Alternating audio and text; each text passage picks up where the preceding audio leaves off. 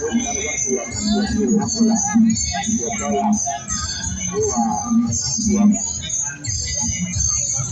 มาแจกมาสดนะเพื่อเสียบถวายหน้าพุทธเจ้าครับตรงนี้ก็ตัดกันแล้ว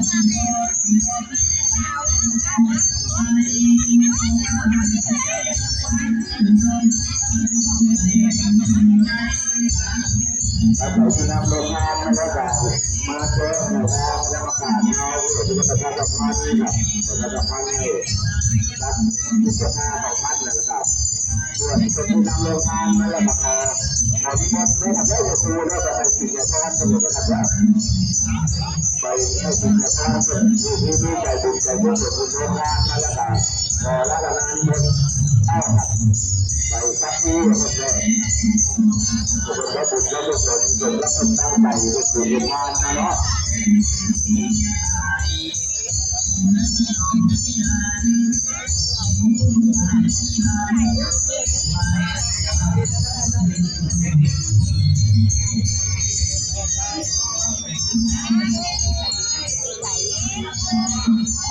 ร้านดูนะถึงมาปฏิบัติเถอะถึงมาผู้ใหญ่ร้านที่ตัวผู้ใหญ่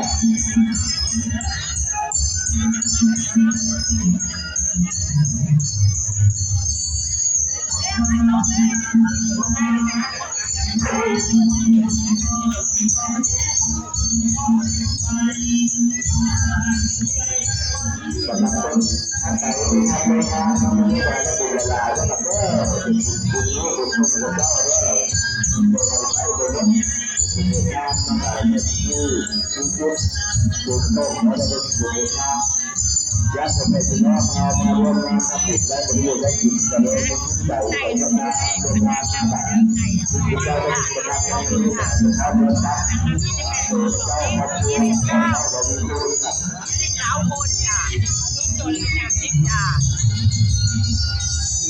บรรยากาศจะดีกับประโยชน์น้อยนะครับถ้าดีกับการผู้ศึกษาเนาะอันเดียวประโยชน์ที่เข้ากับที่เข้ากับเดี๋ยวนี้แล้วก็ประโยชน์กับตัวมันเย็นออกมาแล้ว